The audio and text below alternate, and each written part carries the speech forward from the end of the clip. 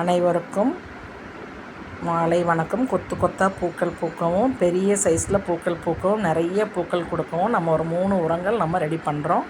First மொச்சக்கட்டை மெல்ல மொச்சை எடுத்து அதை நல்லா தண்ணியில் ஊற வச்சு அந்த தோலை நீக்கிடணும். அந்த மொச்சை வந்து காய வச்சிடணும். தோல் நீக்கினதை ஒவ்வொரு கைப்பிடி அளவு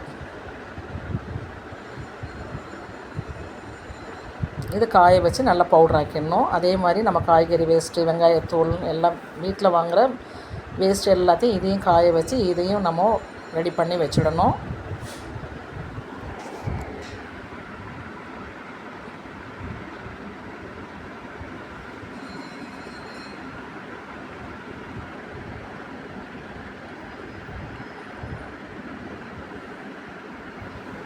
இந்த தோல் நீக்கின மொச்சையை வந்து அந்த தோலை எல்லாத்தையும் தொட்டிங்களும் ஒவ்வொரு கைப்பிடி அளவுக்கு ஒவ்வொரு கைப்பிடி போட்டுட்டு தண்ணியில் ஊற வச்சுருந்தா அந்த தண்ணியை வந்து நம்ம தண்ணி மிக்ஸ் பண்ணி ஒரு நாள் ஊற வச்சு இப்போ புளிக்க வச்சாலே போதும். தண்ணியை நேரடியாகவே நம்ம தண்ணியோடு மிக்ஸ் பண்ணி எல்லா செடிங்களுக்கும் இது ஒரு கைப்பிடி போட்டுட்டு அந்த தண்ணியை நம்ம ஊற்றி விட்டுற வேண்டியது தான்.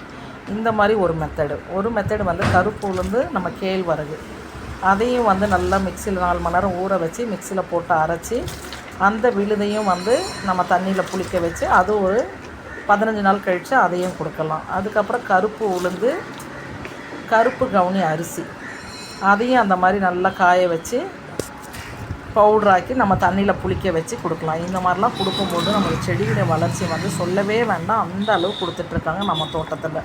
நீங்களும் ட்ரை பண்ணி பாருங்கள். எந்த அளவுக்கு சக்ஸஸ் ஆகுதுன்னு எனக்கு கமெண்ட் பண்ணுங்கள். Thank you all. சப்போர்ட் பண்ணுங்கள், சப்ஸ்கிரைப் பண்ணுங்கள்.